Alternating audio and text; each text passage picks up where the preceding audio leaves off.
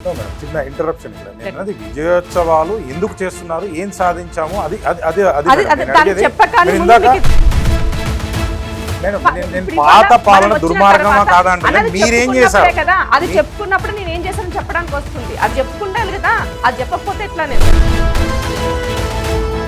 చేశారా చేయలేదా? Straight question, చేశారు చేయలేదు చెప్పండి. ఈ 1 year లో ఇప్పటివరకు మనం ఒక రేషన్ కార్డు ఇవ్వాలి. 7 లక్షల కోట్ల అప్పు ఉన్నదా అంటే ఎన్నికల్లో పోటీ చేసే ముందు మీరు ఈ ఎకనామిస్టులతో కానీ లేకపోతే మీ పార్టీలో అంతర్గతంగా ఇది చర్చించలేదా? ముందే మరి మీకు తెలియదా? ఇప్పుడు వచ్చిన తర్వాత అప్పులు ఉన్నాయని చెప్తే ఎట్లా? ఈ పథకాలన్నీ కూడా 6 గ్యారెంటీలు అంటే అలా 13 ఉన్నాయి ఏవో పథకాలు. ఇంతవరకు మీకు వచ్చి 4 అమలు చేశారు, దానికే విజయోత్సవాలు చేశారు, దానికి గవర్నమెంట్ నుంచి ఖర్చు పెట్టారు. నాకు అర్థమైంది. ఇది మీరేం చెప్తారు అన్న? ఇప్పుడు ఒక మాట గుర్తుపెట్టుకోండి, రియల్ ఎస్టేట్ మీద దాదాపుగా 10 to 12% ఎక్కువనే ఉండొచ్చు. నాకు తెలిసినంత వరకు చాలా మంది బతుకుతారు దాని మీద. అసలు ఆ రంగం పూర్తిగా కుదేలైపోయింది మీ వల్లే అని చెప్పి నేను అంటాను. మీరే చెప్తాను. ప్రజలు అడిగిన అంటే ఎవరైనా పెట్టమని ఇవాళ అడిగినా అడగకపోయినా తెలంగాణ కళ సాకారమైన తర్వాత అది ఆ విజన్ ఉండాల్సిన బాధ్యత మన పైన ఉండదు. మాకేం ప్రాబ్లం లేదా? టీఆర్ఎస్, బీఆర్ఎస్, బీజేపీ, కాంగ్రెస్ అందరు కలిసి జనాలు పిచ్చోలు చేస్తున్నారు అంటే మీరు ఏం చెప్తారు? అసలు ఇప్పుడు నేను ఓపెన్ గా చెప్తున్నా, నాకేం ప్రాబ్లం లేదు. నేను ఏమంటా అంటే ఇప్పుడు విగ్రహాలు మొత్తం ఇదే చర్చ. మీరు ఇందాక మాట్లాడంటే విద్య లేదు, ఆరోగ్యం లేదు, వ్యవసాయం లేదు, రూల్ ఆఫ్ లేదు. అసలు రాష్ట్రంలో రూల్ ఆఫ్ లా ఉందా? అది కూడా అడుగుదాం. ప్రతిపక్షంలో ఉన్న వాళ్ళు ఏం చేయాలి?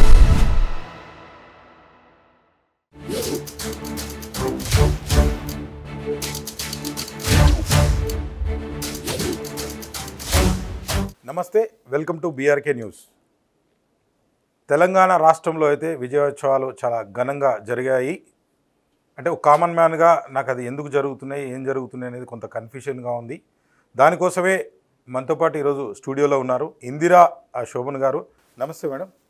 నమస్తే. సో డైరెక్ట్గా షోలోకి వెళ్దామని పెద్ద ఇంట్రో కూడా ఏమి ఇవ్వలే, అవసరం కూడా లేదని నాకు అనిపించింది. మీ పరిచయం కూడా పెద్దగా అవసరం లేదేమో.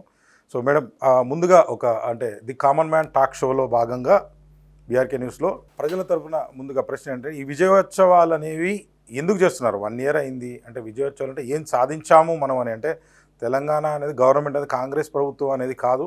నాకున్న ఇది ప్రకారం అయితే, నాకున్న ఐడియా ప్రకారం అయితే అంటే ఎందుకు జరుపుకుంటున్నాం మేడం ఇది 1 yearకి అనేది ఏం చెప్పగలుగుతారు?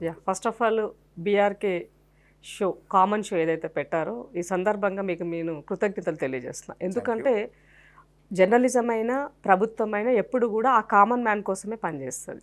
సో ఆ కామన్ మ్యాన్ టైటిల్ అనేది హార్ట్ టచ్ కామన్ ఆ టైటిల్ అనేది. సో ఈ ప్రభుత్వం కూడా ఇవాళ ప్రజాపాలన, ప్రజల భాగస్వామ్యంతో నడుస్తున్నటువంటి ప్రభుత్వం కాబట్టి ఈ 10 సంవత్సరాల్లో జరిగినటువంటి కేసీఆర్ ద్వారా ఇబ్బంది పడ్డటువంటి కామన్ మ్యాన్కి ఉపశమనంగా తెచ్చుకున్నటువంటి ఈ ప్రజాపాలనలో ఇవాళ మనం ఏం చేశామనే దానికోసము మాట్లాడుకోవడం అనేది శుభ పరిణామం. దాంట్లో నేను first of all 1 year complete చేసుకున్న సందర్భంలో రేవంత్ అన్న తను ఇచ్చినటువంటి దానికి, తాను వేస్తున్నటువంటి అడుగులకి అహర్నిశలు పనిచేస్తూ ముందుకెళ్తున్నటువంటి సందర్భంలో తనను ఇంకింత భగవంతుడు తనకి ఇంకింత బలం చేకూర్చి ఇది ముందుకు నడవాలని కోరుకుంటూ ప్రజలకి దగ్గరగా ఉండేటువంటి ప్రజాప్రభుత్వం కాంగ్రెస్ పేదల ప్రభుత్వం అన్నది ఎవ్రీబడి నోన్.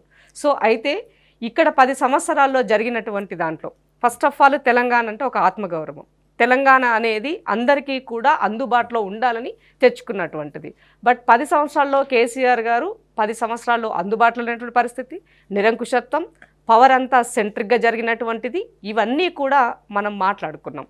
తెలంగాణ ప్రజలు అన్నింటికీ మించి కారం మెతుకులు తిన్నా మంచిదే, కానీ నా ఆత్మగౌరవంతో బతకాలని తెలంగాణ ప్రజలు కోరుకుంటారు. దానికోసమే సమైక్యాంధ్రం నుంచి తెలంగాణ కావాలని కోరుకున్నాం మనం.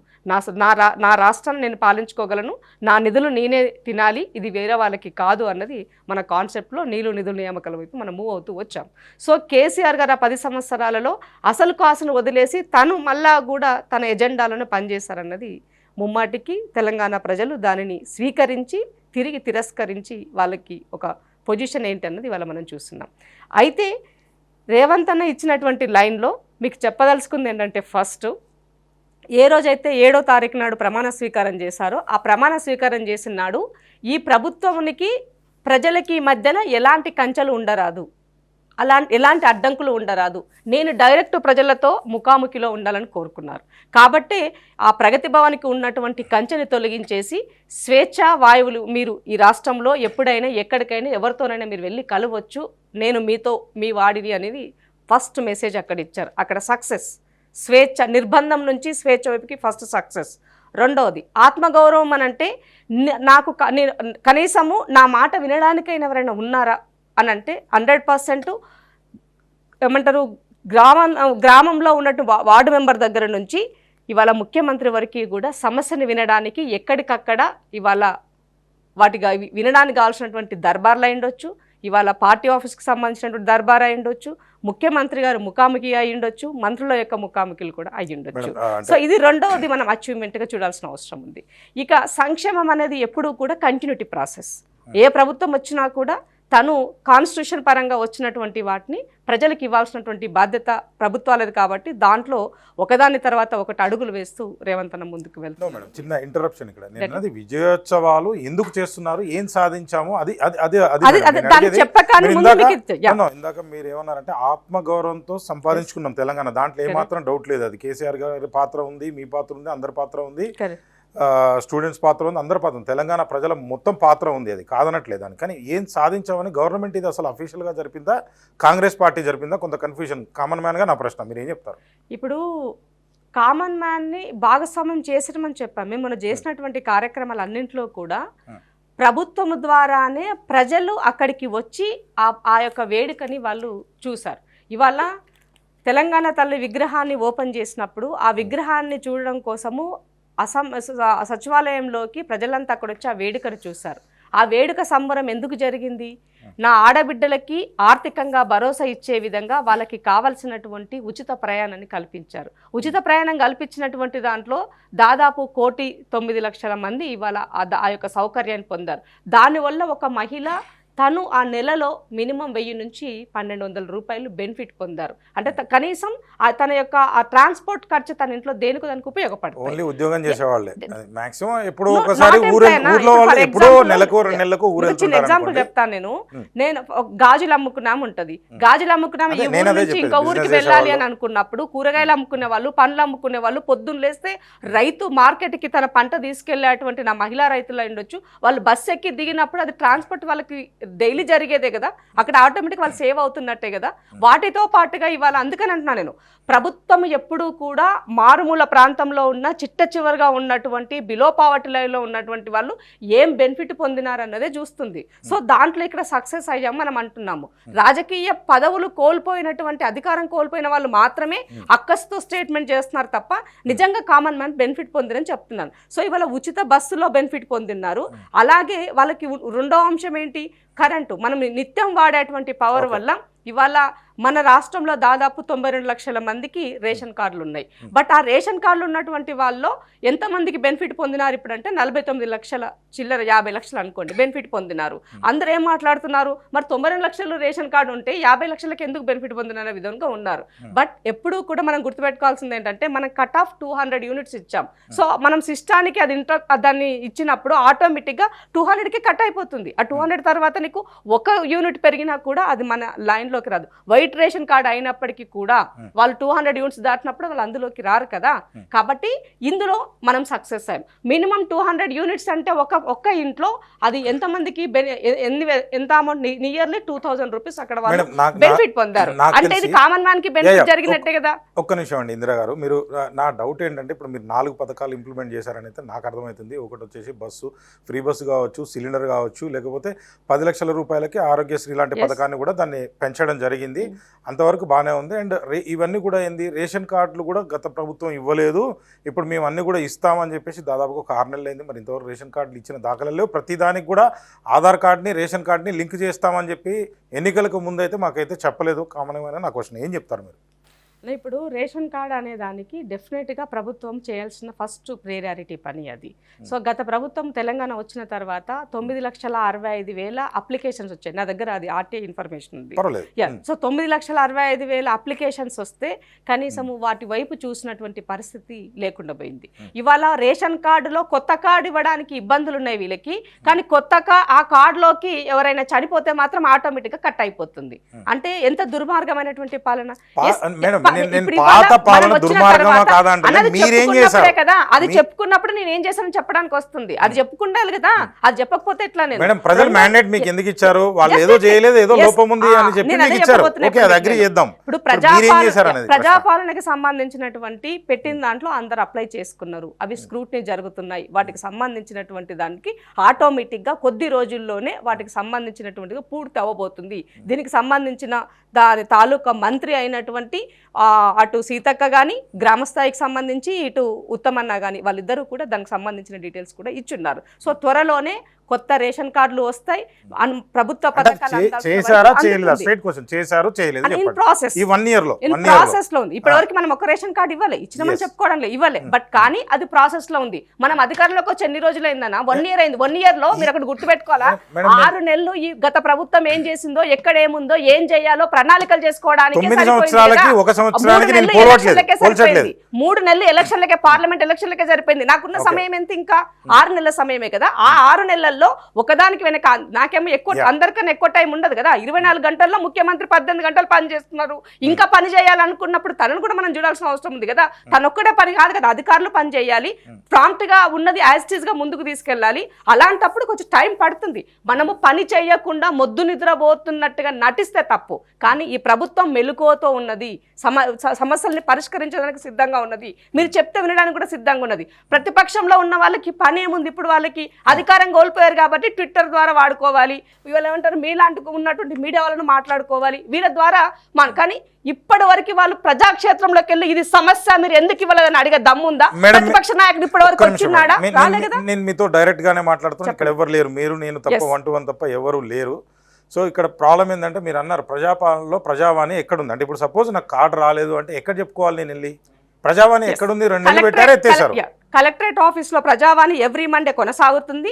మంగళవారము, శుక్రవారము ఎవ్రీడే ప్రజా దర్బార్ అనే దానికి దానికి సపరేట్ గా ఏ శాఖ ఉంటుంది. ఫర్ ఎగ్జాంపుల్ మన ఏంటి, గవర్నమెంట్ పరంగా 49 శాఖలు ఉంటాయి. 49 శాఖలకి 48 సెంటర్స్ అలాగలగా ప్రణాళిక కమిషన్ చైర్మన్ చిన్న ఆధ్వర్యంలో ఇవాళ ప్రజా దర్బార్ లో ఒక ఐఏఎస్ అధికారిని పెట్టి ఇవాళ నోడల్ అధికారిని గ్రామంలో నడుస్తుందా, ఊర్లో అంటే? నేను ప్రధాని కలెక్టర్ ఆఫీస్కి వెళ్ళలేదు మేడం. జిల్లాల వారీగా కలెక్టర్ ఆఫీస్ నేనా, దాంతో పాటు ఎమ్మెల్యేలకు సంబంధించినటువంటి ఎమ్మెల్యేల వాళ్ళ ఆఫీస్ దగ్గర ప్రజా దర్బార్ వాళ్ళు నిర్వహిస్తున్నారు.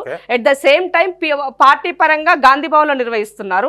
అలాగే ఇంకేమైనా ఇబ్బందులు ఉంటే తెలుసుకోవడానికి పర్టికులర్ గా ప్రభుత్వం సీఎంఓకి ఇవ్వాల్సిన వాటికి సంబంధించి అక్కడ కూడా ఏది మన ప్రజాభవన్ లో నడుస్తుంది. ఈ సమస్యలన్నింటినీ కూడా తీసుకొని గాలికి వదిలేయట్లేదు. ప్రతిదీ కూడా ఇన్స్టాంట్ గా పరిష్కారం అయ్యే విషయాలు ఇన్స్టాంట్ గా చేస్తున్నారు.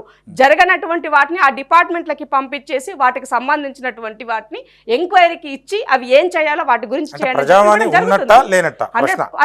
ఉంది కదా. ఎవ్రీ మండే అన్న ఇప్పుడు జిహెచ్ఎంసీ ఆఫీసు ఎవ్రీ మీరు మండే వెళ్ళండి. జిహెచ్ఎంసీ ఆఫీసులో ఆమె ఎవరు కలెక్టర్, మేయర్ గారు కలెక్టర్ తో పాటు కూర్చొని చేస్తున్నారు. మీరు కావాలంటే చూడండి, ఎవ్రీ మండే పేపర్ కటింగ్స్ చూడండి, కనబడతాయి మీకు. సో ఎక్కడ జరగకుండా లేదు, జరుగుతుంది. అధికారులు అవైలబుల్లో ఉంటున్నారు.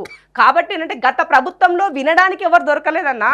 కనీసం మాలాంటి వాళ్ళకు కూడా ప్రతిపక్షంలో ఉన్నటువంటి వాళ్ళం వెళ్ళి ఎవరైనా కలిసి ఆ రిప్రజెంటేషన్ ఇద్దామన్నా కూడా దొరికినటువంటి పరిస్థితి.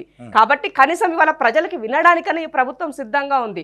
ఇంకో విషయం ఏంటంటే, కేసీఆర్ 7 లక్షల కోట్ల అప్పు చేసి ఆ అప్పు చేసి ఎన్ని ఆస్తులు అసెట్ చేశాడు, ఎన్ని క్రియేట్ చేశాడు అంటే అది జీరో. నిలివింది ఆయన చేసిందల్లా ఒక్కటే కూర్చొని చర్చించారా మీరు? అది చెప్తున్నా. ఇప్పుడు జరిగినటువంటి దాంట్లో ఈ రాష్ట్రంలో అంటే ఆ రోజు మనకి 16,000 కోట్ల మిగులు బడ్జెట్ తో తెలంగాణ ఇచ్చినప్పుడు ఇవాళ తిరిగి కాంగ్రెస్ పాలనకు వచ్చినప్పటికీ అది 7,000 కోట్ల అప్పులో ఉంది. 7,000 కోట్ల అప్పులో ఉన్నప్పుడు ఇన్ని సంక్షేమ పథకాలు కొనసాగించాలి. ప్రభుత్వం నుంచి ఇవాళ ఎలాంటి 7,000 కోట్ల, మీరు అనేది 7 లక్షలు, 7 లక్షల కోట్ల రూపాయలు, 7 లక్షల కోట్ల అప్పున్న దాంట్లో ఇవాళ ఈ ప్రభుత్వానికి అవి ఏమంటారు, కార్పొరేషన్ అప్పులు ఉండొచ్చు, నాన్ కార్పొరేషన్ అప్పులు ఉండొచ్చు. మీరు ఎన్నికల్లో పోటీ చేసే ముందు మీరు ఈ ఎకనామిస్టులతో కానీ లేకపోతే మీ పార్టీలో అంతర్గతంగా ఇది చర్చించలేదా? ముందే మరి మీకు తెలియదా? ఇప్పుడు వచ్చిన తర్వాత అప్పులు ఉన్నాయని చెప్తే ఎట్లా? ఈ పథకాలన్నీ కూడా 6 గ్యారంటీలు అంటే అలా 13 ఉన్నాయి ఏవో పథకాలు. ఇంతవరకు మీకు వచ్చి 4 అమలు చేశారు, దానికే విజయోత్సవాలు చేశారు, దానికి గవర్నమెంట్ నుంచి ఖర్చు పెట్టారు. నాకు అర్థమైంది. ఇది మీరేం చెప్తారు అన్న? ఇప్పుడు ఒక మాట గుర్తుపెట్టుకోండి, ప్రతిపక్షంలో ఉన్నప్పుడు నా దగ్గర ఉన్నటువంటి అంచనాల మేరకు మాత్రమే నేను చెప్పగలుగుతాను.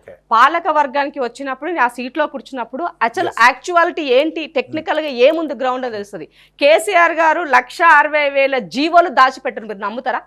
ఆ జీవోలు బయటకు వస్తాయి కదా, ఏం జరిగింది మనకు అర్థమైంది. ఏడ చూసినా డొల్లానే, ఏడ చేయి పెట్టినా ఖాళీగానే కనబడుతుంది. మరి ప్రభుత్వం అనేది నడవాలన్నప్పుడు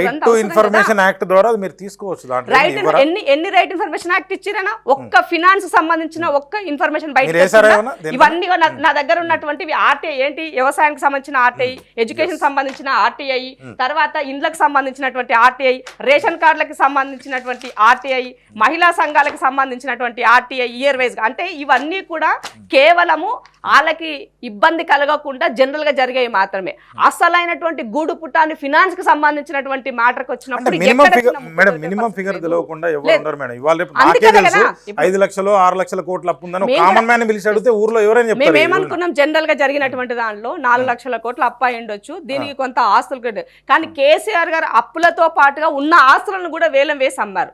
హైదరాబాద్ శివార్లో ఉన్నటువంటి వాల్యూ భూములన్నిటినీ కూడా రియల్ ఎస్టేట్ ప్రభుత్వమే రియల్ ఎస్టేట్ చేసింది. ఇవాళ ఈ ప్రభుత్వం వచ్చిన తర్వాత రేవంత్ అన్న ఎక్కడన్నా ఒక భూమి ఒక ఎక్కడన్నా వేలం వేసారా? వేలం వేయలే. రెండో విషయం, ఆయన ఇంకో విషయం ఏంటి అంటే, ఈ ప్రభుత్వం వచ్చిన తర్వాత వాళ్ళు చేసిన అప్పుకి ఎవ్రీ మంత్ 6,500 కోట్ల రూపాయలు ఇంట్రెస్ట్ కడుతుంది. ఇంట్రెస్ట్ వాళ్ళ కిస్తీ కలిపి ఇవాళ 64,500 కోట్ల రూపాయలు ఆల్రెడీ పే చేసింది ప్రభుత్వం. దానికి తోడుగా మేము వచ్చినాక చేసినటువంటి అప్పు 51,000 కోట్ల రూపాయలు మేము చేస్తున్నాం. అంటే మేము కట్టింది సంక్షేమ పరంగా ఇప్పటి వరకు మేము ఖర్చు చేసింది ఈ 1 year లో 64,000 కోట్ల రూపాయలు సంక్షేమ పరంగా మేము ఖర్చు చేశాం. అవి ఇప్పుడు ఇందాక మనం చెప్పినటువంటి అవి సంక్షేమ పథకాలు అన్ని రకాలుగా ఆర్టీసీ అయ్యుండొచ్చు. ఇవాళ ఆర్టీసీకి అప్పుల్లో ఉన్నటువంటి ఆర్టీసీ దానికి 3,700 కోట్ల రూపాయల ద్వారా ఇవాళ ఆ ఆర్టీసీ అనే దానికి కొంత వెసులుబాటు కల్పించాం. ఆరోగ్యశ్రీకి సంబంధించి కేసీఆర్ గారు 2018 నుంచి 2023 వరకు ఆయన చేసినటువంటి ఖర్చు పెట్టింది 2,400 కోట్ల రూపాయలు. అదే మేము వచ్చిన తర్వాత జస్ట్ ఈ 1 year లో మేము ఖర్చు చేసింది 873 కోట్ల రూపాయలు. ఇవాళ ఉద్యోగులకి ప్రతి ఉద్యోగి కూడా సంతోషంగా ఇవాళ ఎందుకు పని చేసుకుని 1వ తారీఖు నాడు జీతం వస్తుంది, తను తెచ్చుకున్నటువంటి లోన్లకి ప్రీమియం ఆటోమేటిక్ గా కట్ అయిపోతుంది. ఏమంటున్నారు కదా, ఇప్పుడు అప్పు కట్టడానికి మళ్ళీ అప్పు చేశారు. ఇవాళ మేము ఉన్నటువంటి వాటిని ఎట్లా చేయాలి? ఫస్ట్ మనం చేయాల్సింది ఏంటి? పింఛన్ ఇవ్వాలి, ఎంప్లాయీకి 1వ తారీఖు జీతం ఇవ్వాలి, మినిమం నామినల్ గా ఉన్నటువంటి సంక్షేమ పథకాలు కొనసాగించాలి. సో మనకు వచ్చేటువంటి ఇన్కమ్ ఎంత ఉంది, ఈ ఇన్కమ్ నుంచి వేటికి ఎంత చేయాలి, రిమైనింగ్ వాటికి ఏం చేయాలి అన్న దానికి ఇవాళ ఒక ఇండస్ట్రీస్ డెవలప్మెంట్ కోసము వివిధ కంట్రీస్ తిరిగిన తర్వాత వేరే వాళ్ళు మన దగ్గరికి అట్రాక్ట్ అయి వచ్చిన తర్వాత 2,20,000 కోట్ల రూపాయలు ఇవాళ 2.2 crores సంబంధించినటువంటి వాల్యూడ్ కంపెనీస్ ఇవాళ ఈ రాష్ట్రానికి వచ్చాయి. 2,748 కంపెనీలకి ఇవాళ శ్రీధర్ బాబు అన్న వాటికి అనుమతి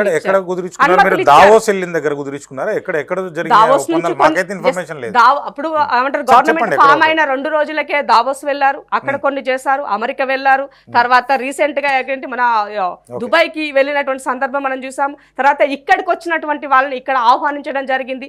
సో ముఖ్యమంత్రిగా తను వచ్చినటువంటి అవకాశాన్ని ఎక్కడ దుర్వినియోగం చేయకుండా ప్రతి నిమిషం తెలంగాణ రాష్ట్ర ప్రజల కోసం తను పనిచేస్తున్నారు. మంత్రివర్గం అన్ని విషయాల్లో తనకి సహకరిస్తూ తనతో ఉంటూ ముందుకెళ్తున్నారు. సో ఇవాళ అంటే నేను ఒకటే అడుగుతున్నా, ముఖ్యమంత్రి గతంలో కేసీఆర్ ఉన్నప్పుడు ఎన్నడైనా ఎప్పుడైనా ఎక్కడికైనా పోయినాడా? షాడో ముఖ్యమంత్రిగా కొడుకు పనిచేసిండు తప్ప కేసీఆర్ పోయినాడు ఎప్పుడన్నా? రాజ్యాంగంలో ఎక్కడ కూడా ఇక్కడ నుంచి పనిచేయాలి అక్కడ నుంచి పనిచేయాలని ఎక్కడ లేదు. నాకు తెలిసినంత వరకు కామన్ మ్యాన్ చదువుకున్నది. నేను చెప్తున్నాను, ఎక్కడ సీఎం ఉంటే అదే ఆఫీస్. నాకు తెలిసినంత ఓకే, ఎక్కడుంటే ఇప్పుడు ఫర్ ఎగ్జాంపుల్ నేను ఏం చెప్తున్నాను, గ్రౌండ్ రియాలిటీ తనకి అవగాహన ఉండాలి. ఒకరు చెప్పిన ఒకరి పైన డిపెండ్ అవ్వకుండా. కేసీఆర్ గారికి గ్రౌండ్ రియాలిటీ లేదు, ఇందిరా శోభన్ మీరేం చెప్తారు? అవును, మరి ఇప్పుడు నిజంగానే కేసీఆర్ గారికి ఇండస్ట్రీస్ పట్ల అవగాహన ఉంటే, నిరుద్యోగ యువత పైన అవగాహన ఉంటే, తెలంగాణ తెచ్చుకున్న నిరుద్యోగుల కోసం అని అనుకుని ఉంటే, నువ్వు 10 సంవత్సరాల కాలంలో నువ్వు రిక్రూట్ చేసిన పోస్టులన్నీ 1,40,000 మాత్రమే. మరి ఇదే మేము వచ్చిన తర్వాత మీరు ఇచ్చిన నోటిఫికేషన్ ఎలక్షన్ల ముందు ఓట్ల కోసం నువ్వు ఇచ్చిన నోటిఫికేషన్లకు ఇంకా కొన్ని మేము యాడ్ చేస్తూ కొత్తగా మేము ఒక 1 year లోనే మేము 54,000 ఆయన ఇచ్చిన మీరు ఏదో నియామక పత్రాలు ఇచ్చిరని చెప్పి అంటున్నారు, మీరు ఏం చెప్తారు? అన్న నేను ఏం చెప్ ఫర్ ఎగ్జాంపుల్ గ్రూప్ ఉంది, గ్రూప్ 1 ఉంది, గ్రూప్ 1 కి సంబంధించి 10 సంవత్సరాల కాలంలో ఒక గ్రూప్ 1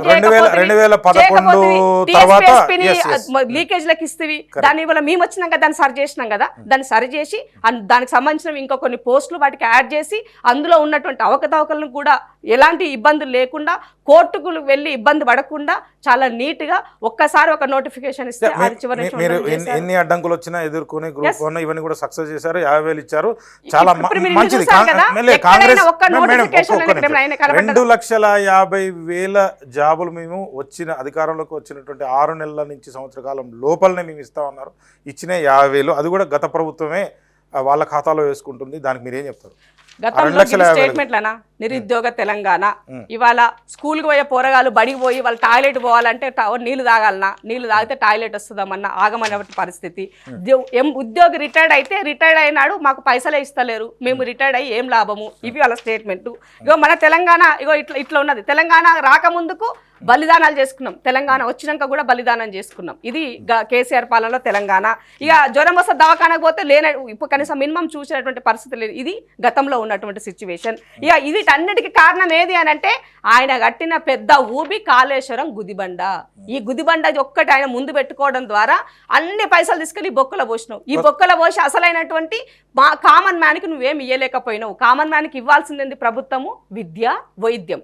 ఇవాళ రేవంత్ అన్న వచ్చిన తర్వాత విద్యకు సంబంధించినటువంటి దాంట్లో ఎంత బడ్జెట్ పెట్టారు మేడం? మీరు నా దగ్గర ఉంది ఫిగర్, నాకు కూడా ఎంత బడ్జెట్ పెట్టారు? కంపారిటివ్లీ కేసీఆర్ లాస్ట్ గవర్నమెంట్ కి ఈ గవర్నమెంట్ కి ఏమన్నా పెరిగిందా? పెరగలేదు నేను అంటా. 2% పెరిగింది. వాళ్ళు పెట్టిన దానికి ఇంకా పెంచాల్సిన అవసరం ఉంది, పెంచాల్సిన అవసరం. ఆరోగ్యానికి ఎంత పెరిగింది. సో హెల్త్ పరంగా తీసుకున్నప్పుడు వాళ్ళు తీసుకున్నాకన్నా కూడా మా దాంట్లో మేము 4% ఇంక్రీజ్ గా ఉంది. అంటే నేను ఏం చెప్పదలుచుకున్నా ఇక్కడ అంటే ఎడ్యుకేషన్ హెల్త్ పరంగా మనం ఎంత చేసినా తక్కువే, ఎందుకంటే ఈ వ్యవస్థని అంత నిర్లుప్త వైపుకి తీసుకెళ్లారు. ఏదో ఇన్సూరెన్స్ లాగా మీరు 10 లక్షలు పెంచారు, అది బానే ఉంది. ఆరోగ్యానికి ఎంత పెంచారు, విద్యకి ఎంత పెంచారు? లాస్ట్ ఇయర్గా మీరు 9 సంవత్సరాల గురించి వదిలేయండి, లాస్ట్ గత దానికంటే ఈ ప్రభుత్వంలో ఎంత బడ్జెట్ పెంచగలిగాము? సరే అది ఎంతన కానివ్వండి, ఫిగర్ తర్వాత మీకు ఒక విషయం చెప్తాను ఇక్కడ. ఇప్పుడు ఏంటంటే ఎడ్యుకేషన్ పరంగా చాలా మంది చాలా మాట్లాడినారు ఈ మధ్య కాలంలో. నేను కొన్ని స్టేట్మెంట్ చూసినటువంటి దానికి ముఖ్యమంత్రి దగ్గరనే శాఖ పెట్టుకున్నాడు, ముఖ్యమంత్రి ఏంటి దానికి, కానీ ముఖ్యమంత్రి దగ్గర పెట్టుకుని దాన్ని నిర్లక్ష్యం వైపుకి నెట్టలే. సోషల్ ఇంజనీరింగ్ జరగాలన్నా కాంగ్రెస్ పార్టీ ఎప్పుడు సోషల్ ఇంజనీరింగ్ చేస్తుంది. సోషల్ ఇంజనీరింగ్ జరిగినప్పుడు ఆ సోషల్ ఇంజనీరింగ్ లో భాగంగా వాళ్ళ కేటాయించిన శాఖల్లో ఉన్న దాంట్లో కొన్ని ఇంకొక 6 పొజిషన్స్ ఉన్నాయి, అవి చేయాల్సిన అవసరం ఉంది, చేస్తారు త్వరలోనే. అయితే దీంట్లో రేవంత్ రెడ్డి గారు ముఖ్యమంత్రి అయిన తర్వాత ఆయన దగ్గర శాఖ ఉన్నప్పటికీ దానికి ఒక ఎడ్యుకేషన్ కమిషన్ ఏర్పాటు చేశారు, మెంబర్లను ఏర్పాటు చేశారు. తర్వాత సీఎంఓ నుంచి ప్రిన్సిపల్ సెక్రటరీ నుంచి ఒక కమ్యూనికేట్ ద్వారా పనిచేస్తున్నారు. ట్రాన్స్ఫర్స్ అయి ఉండొచ్చు, న్యూ రిక్రూట్మెంట్ అయి ఉండొచ్చు, పదోన్నతులు అయి ఉండొచ్చు. తర్వాత స్కూళ్ళలో ఉన్నటువంటి పిల్లలకు ఇవ్వాల్సినటువంటి క్వాలిటీ ఫుడ్ విషయంలో వాళ్ళు ఉన్నటువంటి మెస్ ఛార్జీలను ఎన్హాన్స్ చేయడం అయి ఉండొచ్చు.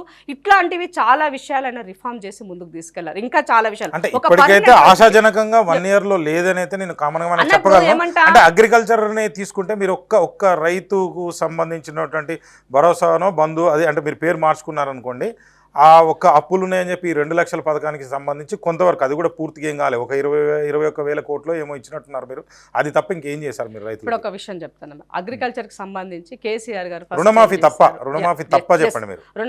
రుణమాఫీ తప్ప అని మీకు చెప్తా. కేసీఆర్ గారు రుణమాఫీ ఏం చెప్పారు, ఏకకాలం అన్నాడు. తర్వాత ఏం మార్చిండు దాన్ని, 4 దఫాలు అన్నాడు. 4 దఫాల్లో కూడా ₹1,00,000 రుణమాఫీ చేశాడా? చేయాలి. ఆయన ఓవరాల్ గా ఆయన చేసినటువంటి రుణమాఫీ 10 సంవత్సరాల్లో 17,000 కోట్ల రూపాయలు చేశారు. 17,000 కోట్ల రూపాయల 10 సంవత్సరాల్లో చేస్తే రేవంత్ రెడ్డి ఒక్క సంవత్సరంలోనే 21,000 కోట్ల రూపాయలు చేశారు. ఇంకా చేయాల్సి ఉంది, చేస్తున్నారు. ఎందుకంటే టెక్నికల్ గా ఉన్నటువంటి ప్రాబ్లమ్స్ ద్వారా కొద్ది మందికి పెండింగ్ ఉండిపోయినది. వాటి కూడా వాళ్ళు బడ్జెట్ లో ఎన్ని పెట్టినారు, వాళ్ళు బడ్జెట్ లో ఎంత పెట్టినారు? బడ్జెట్ లో 26,323 కోట్ల రూపాయలు గత ప్రభుత్వం పెట్టింది. బట్ వాళ్ళు ఖర్చు చేసింది కేవలం 13,966 కోట్ల రూపాయలు మాత్రమే. నా దగ్గర ఉన్నటువంటి ఆర్టీ ఇన్ఫర్మేషన్ వాళ్ళు ఇచ్చిన బడ్జెట్ బడ్జెట్ పెడితే అమలు జరుగుతుంది అంటారా? నిజం చెప్పండి మీరు.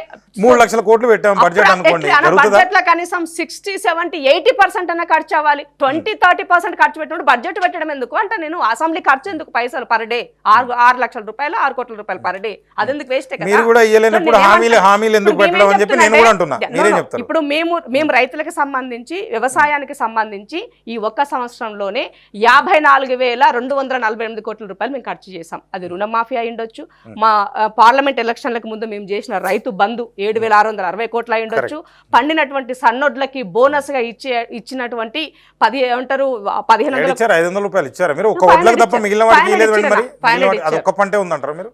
ఒక్క పంట అంటే వరికి, ఎందుకంటే వరి వేస్తే ఉరి అని చెప్పినట్టు సందర్భంలో వరి వేస్తే సిరి అవుతున్నది, సన్నొడ్లు పండించండి మీకు ఎక్కువ ప్రాఫిట్ వస్తుంది ఎంకరేజ్ చేయడం కోసము వాళ్ళకి 500 రూపాయలు బోనస్ ఇప్పుడు కాళేశ్వరం పేరుతోనే చాలా చెప్పారు వాళ్ళు, కాళేశ్వరం ద్వారానే మేము ఇన్ని చేసామని చెప్పారు. ఇవాళ కాళేశ్వరం ప్రాజెక్టు నీళ్లు లేకపోయినప్పటికీ కూడా అవి రానకపోయినప్పటికీ కూడా ఇవాళ వరి ధాన్యం పండించడంలో తెలంగాణ నెంబర్ 1 లో ఉంది. కాళేశ్వరం ప్రాజెక్టు లేకపోయినప్పటికీ కూడా ఇప్పుడు అది కుంగుబాటు కాంగ్రెస్ పార్టీ గతంలో పాత ప్రాజెక్టుల ద్వారా వచ్చినటువంటి ఆ వాటర్ అయ్యుండొచ్చు. రెండో విషయము వర్షా ప్రభావితంగా భూమిలో ఉన్నటువంటి దాని ద్వారా అయ్యుండొచ్చు. 2 రకాలుగా బోర్ల ద్వారా కూడా అయ్యుండొచ్చు. బట్ కానీ వాళ్ళు ఏ కాళేశ్వరం పేరు చెప్పి లక్షల కోట్లు ఒక ఏటీఎం గా పని చేసుకొని మీరు కాళేశ్వరం కరప్షన్ రాజా లెక్క ఒక కింగ్ లెక్క ఇవాళ మీరు కాళేశ్వరం గురించి గతంలో మనం చాలా మాట్లాడుకున్నాం. మీరు కాళేశ్వరం చెప్తారు, అదేమో టీఆర్ఎస్ పార్టీకో బీఆర్ఎస్ పార్టీకో మంచిగా ఆదాయం అన్నారు కానీ మీరు అంటున్నారు. నాకేమనిపిస్తుంది మరి కాంగ్రెస్ వాళ్ళు వచ్చి కూడా మూసీ నదిని ప్రక్షాళన చెప్పి 1,50,000 కోట్లు అని చెప్తారు, సుందరీకరణ అన్నారు, హైడ్రా అన్నారు. మరి ఇదంతా మీరు కూడా చేస్తున్నారు అంటే మీరు కూడా దండుకోవడానికి చేస్తున్నారు అనుకోవాలి, ఏమనుకోవాలి, ఏం చెప్తారు మీరు? పొలిటికల్ స్టేట్మెంట్ చేయాలంటే ఏదైనా మాట్లాడొచ్చు, బట్ కానీ దానికి ఒక శానిటీ ఉండాలి. కేసీఆర్ చేసిన కాళేశ్వరం అంటే ఇప్పుడు 1,50,000 కోట్లు పొలిటికల్ స్టేట్మెంటే 100% కదా, అది కళ్ళ ముందు ఏం జరగలేదు. ఇప్పుడు డిపిఆర్ జరిగితేనే కదా ఏదైనా జరిగేది. డిపిఆర్ జరగలేదు. ఇంకో విషయం ఏంటంటే రేవంత్ అన్న ఆ రోజు ఇచ్చినటువంటి ఏంటి మన గోపాల్పేట సంబంధించినటువంటి ఒక ఫ్లైఓవర్ ఓపెనింగ్కి వెళ్ళిన రోజు ఆయన ఒక మాట చెప్పారు. ఏమని? హైదరాబాద్ అభివృద్ధికి కానీ మూసీ డెవలప్మెంట్కి కానీ ఈ 5 సంవత్సరాలకి 1,50,000 కోట్ల రూపాయలు ఖర్చు అవుతుందని చెప్పారు.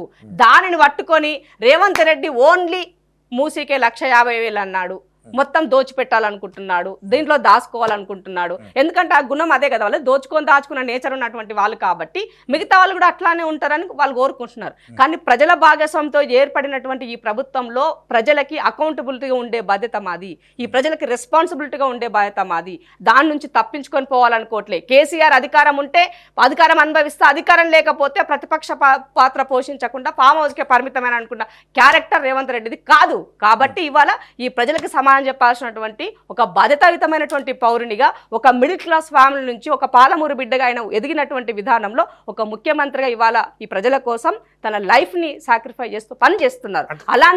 అలాంటప్పుడు మనము సాధ్యమైతే ఈ తెలంగాణ పునర్నిర్మాణంలో సహకరించడానికి సిద్ధంగా ఉండాలి తప్ప పొద్దున్న లేస్తే శాపనార్థాలు పెట్టి కాళ్ళ కట్టెలు పెట్టి ఇది రేవంత్ ఈ గవర్నమెంట్ పడిపోవాలి, బీజేపీలకి బీఆర్ఎస్ టీమ్గా ఉండాలి, ఈ ప్రభుత్వాన్ని కూలదోయాలి అనే విధంగా ఆలోచనలు చేయడం సరైనది కాదు. ఒకటైతే జరిగింది అంటే మీరు మూసీని ప్రక్షాళన చేస్తారా చేయరా? స్ట్రైట్ గా చెప్పండి. చేస్తా చేయను ఏదో ఒకటి చెప్పండి. చేయకుండా ఎట్లుంటాం? ఓకే, అయితే ఇప్పుడు ఒక వ్యవస్థలో హైదరాబాద్ అనే దానికి ఒక భావితరాలకి మంచిది ఇవ్వాల్సిన అవసరం. డబ్బులు అనేప్పుడు ప్రతి పనికి డబ్బుతోనే ముడిపెట్టాల్సినటువంటి అవసరం. కొన్ని చేయాల్సి వచ్చిన దగ్గరలో దాని యొక్క మ్యాండేటరీ ఎక్కడెక్కడ ఏముందో వాటి వైపుకి మాత్రం ప్రభుత్వం కాన్సన్ట్రేషన్ చేస్తుంది. సో ఇవాళ భావితరాలకి అందించాల్సిన బాధ్యతలో భాగంగా హైదరాబాద్ అనేది మోస్ట్ డెవలప్డ్ సిటీ ఇది. సో మనము దీనిని మళ్ళీ చెప్పండి. Most developed city already develop చేశారా? అవ్వబోతుంది, కొంత అయ్యింది, ఇంకా చేసుకోవాల్సిన డెవలపింగ్. సో మీరు అలా చెప్పాల్సి వచ్చినప్పుడు చాలా మంది మనది డెవలప్ అయిందని మాట్లాడతారు, మనం ఇంకా చేసుకోవాల్సిన అవసరం ఉంది. ఎందుకంటే హైదరాబాద్ లో వివిధ రాష్ట్రాల నుంచి వచ్చినటువంటి ప్రజలు ఉంటారు, మన తెలంగాణలో ఉన్నటువంటి వివిధ జిల్లాల నుంచి వచ్చి హైదరాబాద్ లో సెటిల్ అయినటువంటి వాళ్ళు కూడా చాలా మంది ఉంటారు. హైదరాబాద్ మీరు వచ్చిన కాంగ్రెస్ పార్టీ అధికారంలోకి వచ్చిన తర్వాత హైదరాబాద్ బ్రాండ్ ఇమేజ్ పడిపోయింది. సో దానికి ఎగ్జాంపుల్ చూడండి, ఒకటి సెమీ కండక్టర్ అనే కంపెనీ, అమెరికన్ చిప్ అనే కంపెనీ, ఒకటి గ్లాస్ కంపెనీ, ఇవన్నీ రిటర్న్ పోయినాయి. మీరు కొత్త కింద చెప్పారు ఏదో ఒప్పందాలు చేసుకుని 4 కంపెనీలు 5 కంపెనీలు వచ్చినాయి, ఉన్న కంపెనీలే వెనక్కిపోయినాయి. ఇంకా బ్రాండ్ ఇమేజ్ ఎక్కడ మూసి ప్రక్షాళన చేసి దాని చుట్టే కడితే ఎలక్షన్ సందర్భంలో ఇలానే చేశారు. ఇలా ఎలక్షన్ సందర్భంలో ఈ కంపెనీ పోయింది ఆ కంపెనీ పోయిందని కేటీఆర్ గారు తొందరపడి ట్విట్టర్ లో పెట్టినాడు. తర్వాత డికే శివకుమార్ ఎవిడెన్స్ తో పెట్టిన తర్వాత నోరు మూసుకున్నారు. అందుకనే కేటీఆర్ ఎప్పుడు కూడా వాస్తవాలు తెలుసుకోకుండా ఆయన కేటీఆర్ ఏం చేస్తారు, గబగబా ట్విట్టర్ లో పెట్టేస్తాడు. గతంలో ఒక స్కూల్లో కాలేజ్ అమ్మాయి తను ఉద్యోగం కోసం సూసైడ్ చేసుకుంటే ఆర్టీసీ క్రాస్ రోడ్ లో లవర్ కోసం చేసుకుందని చెప్పిన పరిస్థితి అల్లది. అందుకనే తొందరపడకు అని చెప్తా. ట్విట్టర్ లో ఉన్నది కదా, చేతులు నొక్కాలి కదా అని అనుకుని ట్విట్టర్ పిట్ట కూస్తే తిరిగి రివర్స్ అది అయ్యే పరిస్థితి ఏర్పడుతుంది. అట్లా చాలా సార్లు దెబ్బతిన్నాడు. కాబట్టి ఇక్కడ కంపెనీలు పోయే పరిస్థితి లేదు. 100% కంపెనీలు రావడానికి, ఎందుకంటే హైదరాబాద్ ఎన్విరాన్మెంట్ బాగుంటుంది, వాటితో పాటుగా ఈ ప్రభుత్వం సిద్ధంగా ఉంది. ఇవాళ స్కిల్ డెవలప్మెంట్ అనే ఒక యూనివర్సిటీ ఇచ్చినారన్న, దానికి సంబంధించినటువంటి దాంట్లో వివిధ కంపెనీల యొక్క భాగస్వామ్యంతో స్కిల్డ్ పర్సన్స్ గా చేయాలని అనుకుంటుంది. సో మనం ప్రభుత్వ ఉద్యోగాలు ఎంత ఇవ్వగలుగుతాం, కొన్ని వరకే ఇవ్వగలుగుతాం, దా పరిమితిని మించి చేయలేం. కాబట్టి దాంట్లో ఆటోమేటిక్ గా ఉపాధి కోసము స్కిల్డ్, తను ఓపెన్ గా స్కిల్ ఉంటే ఎక్కడైనా బతకగలుగుతాడు. కాబట్టి విద్యా వైద్యంతో పాటుగా ఎంపవర్మెంట్ ఇవ్వడం కోసము తను స్కిల్డ్ గా ఎలా చేయాలి. సో ఇవాళ చదివేటువంటి ఎడ్యుకేషన్ లో కూడా తన ఆ పర్సన్ ని ఏ విధంగా స్కిల్డ్ సబ్జెక్టులు నేర్పించాలి, ఇది కాన్సెప్ట్. ప్రభుత్వాలు ఉన్నది ఉద్యోగాలు ఇవ్వడానికి కాదు, కానీ రిసోర్స్ అనేది తీసుకొస్తే వాని కాళ్ళ మీద నిలబడతాడు. మహేంద్రాకి సంబంధించినటువంటి ఆయన్ని దానికి చైర్మన్ గా పెట్టి మిగతా వాళ్ళందరినీ కూడా చేస్తారు. ఇప్పుడు అందులోని భాగంగానే అదాని గారు ఏదో ఆయన 100 కోట్ల రూపాయలు ప్రభుత్వానికి పెట్టాలనుకున్నారు. మీరు మరి పొద్దున్న లేస్తే అదానితోనే ఫోటోలు దిగినవి పెట్టి దాన్ని కూడా రాజకీయం చేయాలనుకున్నప్పుడు ఎందుకు స్వామి, మరి ఇదంతా మనకు అవసరమే ఉన్నది, నువ్వు కాకపోతే ఇంకొకరు పెడతారు కదా. ఇప్పుడు ఎప్పుడు కూడా ఒక వ్యాపారి తనకు యొక్క అక్కడ లాభం ఉందంటే ఇన్వెస్ట్ చేస్తాడు, లేదనుకుంటే లేదు. సో ఆల్రెడీ ఇదే అదానికి మీరు మీరు 10 సంవత్సరాల్లో 5 కంపెనీలకి, ఆయన 5 ప్రాజెక్టులకి మీరు ఆయనకు పర్మిషన్ ఇచ్చారు. మరి అప్పుడు ఎన్ని ముడుపులు తీసుకున్నారు? ఒకరికొకరు దమ్ముంటారండి, మీ ముడుపుల ముచ్చట మాట్లాడదామని చెప్పారు ముఖ్యమంత్రి గారు. మరి ఎందుకు మాట్లాడతారు? ఎందుకు వస్తలేరు బాబా మర్దలు బిల్లారంగాలు ఇద్దరు? మాట్లాడలే కదా.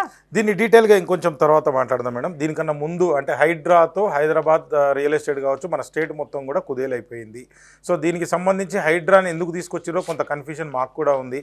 ఆల్రెడీ HMDL పనిచేస్తున్నాయి, ఊర్లో అయితే DTCP డిస్ట్రిక్ట్ టౌన్ ప్లానింగ్ అధికారులు దానిపైన పనిచేస్తున్నారు. వివిధ శాఖలు కూడా దానికి పర్మిషన్ తెచ్చుకోవాలంటే రకరకాలుగా, ఇప్పుడు 20 ఫ్లోర్ 40 ఫ్లోర్ అంటే దానికి 13 పర్మిషన్లు, నార్మల్ ఇల్లు కట్టుకోవాలంటే TB పాస్ అనేది ఒకటి ఉంది. మీరు దానికి సంబంధించి కొత్త తీసుకొస్తున్నారు అంటే ఇప్పుడు హైడ్రా దగ్గర కూడా పర్మిషన్ తీసుకోవాలా? ఏంది అసలు అర్థం కాలేదు. కొంత వెనకపోయినట్టుగా కనిపిస్తుంది హైడ్రాతో, ప్రజల నుంచి చాలా వ్యతిరేకత వచ్చింది. అట్లా సందేహం లేదు. హైడ్రాకి సంబంధించినటువంటి దాంట్లో దాని యొక్క ఉద్దేశము చాలా మంచి ఉద్దేశం. బేసిక్ ఏంటంటే నేను కూడా మంచిదే, రేవంత్ రెడ్డి గారు చెప్పింది అదే. FTL ప్రాంతాల్లో అక్రమంగా కట్టిన కట్టడాలైనా పర్మిషన్ లేకుండా ఇల్లీగల్ గా తీసుకున్నటువంటి వాటిలో, గవర్నమెంట్ వాటిని కబ్జా చేసి కట్టినటువంటి వాటిలో ఇల్లీగల్ వాటిపైన మీరు పనిచేయాల్సిన అవసరం ఉందని దానికి ఒక ఇండిపెండెంట్ బాడీగా ఇచ్చేసి ఫుల్ పవర్స్ ఇచ్చి పని చేయించారు. సో FTL లో కట్టినటువంటి బిల్డింగ్లను కూలగొడితే దానిని మీరు పోయి అడ్డు నిలబడి ఇది ఎందుకు కూలగొట్టినావు అని అడిగితే అది కరెక్టా? పర్మిషన్లు ఇచ్చింది మీరే గతంలో, కాబట్టి అది కరెక్ట్ కాదు ఎవరిచ్చినా సరే. సో కాబట్టి ఇక్కడ పర్మిషన్ ఉంది కాబట్టి నేను కట్టుకోవచ్చని తనకేం తెలియకుండా అమాయకులు కొద్దిమంది బలైన వాళ్ళు ఉన్నారు. బట్ కానీ దాన్ని అలా వదిలేస్తే ఆ సంఖ్య పెరుగుతూ. సో ఇవాళ ఆల్రెడీ హైదరాబాద్ శివారు ప్రాంతాల్లో ఉన్నటువంటి దగ్గర చాలా చెరువులు కూడా ఇవాళ మూసుకొని పోయి ఉన్నాయి. ఎందుకు మూసుకొని పోయినాయి?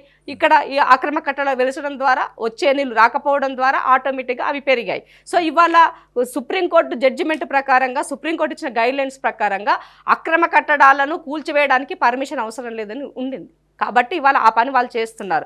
దానిని ఆసరగా చేసుకొని, దానిని అందురుగా చేసుకొని ఇవాళ రియల్ ఎస్టేట్ అంటే లంగదందాలు చేసే రియల్ ఎస్టేట్ వ్యాపారులు ఎవరైతే ఉన్నారో, కబ్జాలు అక్రమాలు చేసి FTLలో కట్టుకుని ఉన్నారో వాళ్ళకి ఏమన్నా ఇబ్బంది కలిగితే కలిగి ఉండొచ్చు. కానీ కామన్ మ్యాన్కి ఇబ్బంది కలిగే పరిస్థితి ప్రభుత్వం ఎప్పుడూ చేయదు. అదే మాట చెప్పారు. కట్టుకొని నివాసం ఉంటున్నటువంటి ఏరియాలలో వాళ్ళని వదిలివేయండి, ఎవరైతే కొత్తగా కట్టాలనుకుంటున్నారో అలాంటి వాళ్ళకి పర్మిషన్లు ఇవ్వకూడదు అని చాలా స్ట్రిక్ట్గా ఇచ్చారు. ఇవాళ ఒక ఫైల్ పర్మిషన్ కావాలంటే ఆచితూచి కొనుగోలు చేయాలనుకున్న కామన్ మ్యాన్ కూడా ఎక్కడ కొనుగోలు చేయాలి, ఎలా కొనుగోలు చేయాలి, ఎంతవరకు కొనుగోలు చేయాలని ఆలోచిస్తున్నారు. సో ఎందుకంటే ఇల్లు అనేది నా కళ, ఆ కళ అదే నెరవేర్చుకోవడం మేడం నేను కోసం హైడ్రా సర్టిఫికేట్ కూడా తీసుకోవాలా అంటున్నా, హెచ్ఎండిఏ పర్మిషన్ లాగానే హైడ్రా పర్మిషన్ హైడ్రా తీసుకోవాలా? ఏముంటదన్నా ఆయన ఏం పరిధిలో జరుగుతుందా? పాలసీ వస్తేనే. ఉందా అసలు దానికి? ఇప్పుడు FTL అంటే చెరువు పరిధిలో అది కూడా ఎన్ని వస్తా. మీటర్స్ 500 మీటర్స్ దానికి దగ్గరగా ఉంటే మాత్రమే దాని ఆ పరిధిలో వస్తుంది. అప్పుడు మాత్రమే అలా అప్రూవల్ కోసం వెళ్ళాల్సి వస్తుంది. ఆ తర్వాత ఉన్న వాళ్ళు అప్రూవల్ అవసరం లేదు కదా.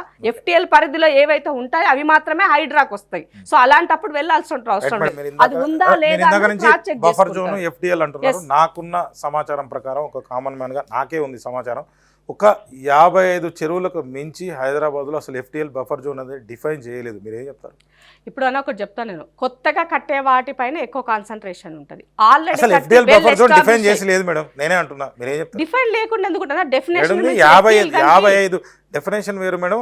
ఈ చెరువుకి ఈ ఆనకట్ట, ఈ 500 మీటర్లు ఎవరు లోపల రావద్దు, ఇది FTL, ఇది ఫుల్ ట్యాంక్ లెవెల్, ఇది బఫర్ జోన్, ఒక 100 మీటర్స్ దీని లోపల రావద్దు అనేది సాంకేతికంగా ఒక చట్టం అంటూ ఉందా లేదా? నిజాం టైం నుంచి రికార్డ్స్ ఉన్నాయి మన దగ్గర. అదే 55 చెరువులకు తప్ప లేవు అంటున్నా నేను. రాను రాను రాను రాను రియల్ ఎస్టేట్ ధరణి వచ్చిన తర్వాత ఇవన్నీ కూడా ఎక్కడికక్కడ వాళ్ళకు అనుగుణంగా వాటిని మార్చివేశారు పరిధులు.